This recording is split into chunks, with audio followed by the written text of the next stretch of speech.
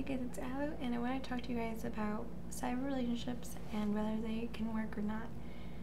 So, I've had a lot of experience with these type of relationships, and they can be pretty fun, but you have to not mistake them for actual relationships because there's only so much you can get to know someone. I guess what I'm trying to say, I'm kind of going everywhere now with my ideas.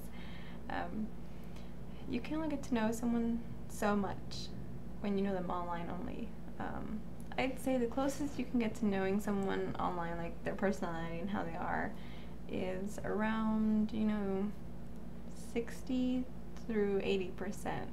And the other extra percent is something that you need to find out in person. Because,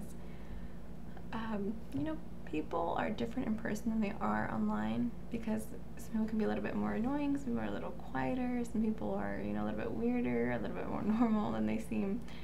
Because online you get to be who you really are on the inside, and you might be a little bit different when you're in front of other people or in public, or how you actually act, if you're rude or not. So that's one of the things to take into consideration if you're planning on having your cyber relationship for a long time and you are planning on meeting at some point.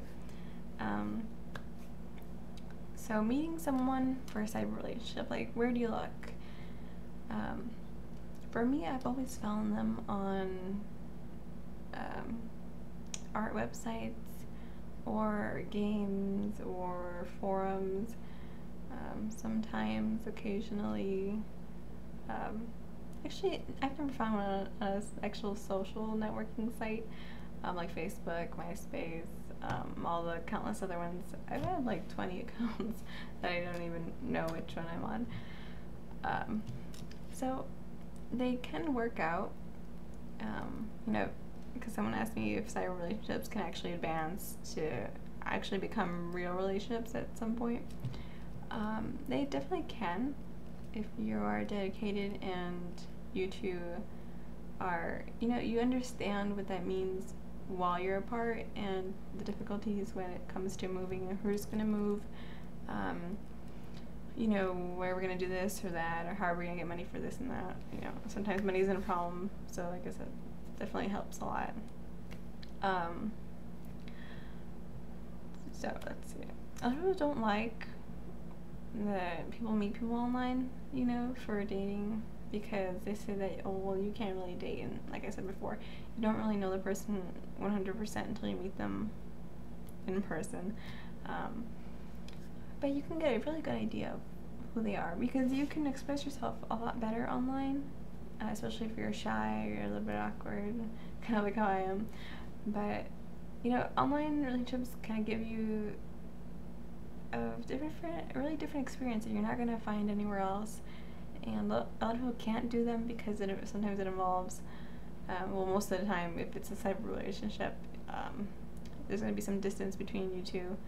Sometimes you're lucky and you get someone that's in the same city as you or in the same area, but it usually involves distance, and a lot of people don't like that distance is there, especially if they're going to be creating these really strong feelings for someone. So that's also a really big problem of feelings when it comes to cyber relationships. A lot of people think that you can feel love in cyber relationships, but you really can't. You can't feel true love for someone because you've never met them, because I had to learn that the hard way. And a lot of younger girls, I guess for them, don't be fooled by what guys say, because even in person, guys can lie to you all they want just to get what they want, they'll say whatever they want you, whatever you want to hear, they're going to say it to you so that you can continue the relationship or whatever, and then it happens everywhere. So I guess online dating or, cyber dating is not a good idea for younger girls, but I know sometimes it works out. One of the best stories I've ever heard in my life about cyber relationships is that I had a friend, a male friend, and he found this girl, she's a really nice girl, online, and he was 21, I believe, and she was in her teens, so actually that was illegal, but they loved each other so much, and I said that you can't love online, but there are exceptions.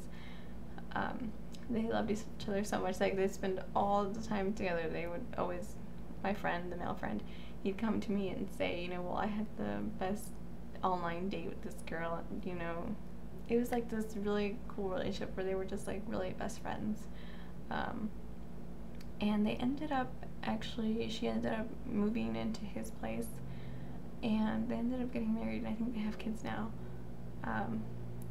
I think, I'm pretty sure they have kids, but it can't work out, you see, because it's like this really magical fairy tale story, a nerd's fairy tale story, I guess. So, you know, I guess people aren't so open to online dating, and, you know, there's a lot of frauds out there, a lot of cheaters, a lot of things that kind of can get in the way. And one of the things that was really weird for online dating is, how do you know if someone's cheating, or what do you consider cheating? Can you cheat with someone online? You definitely can.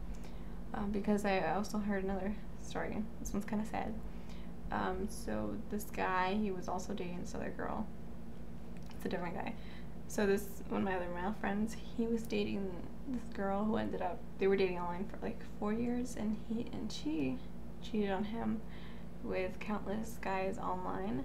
And he found that out because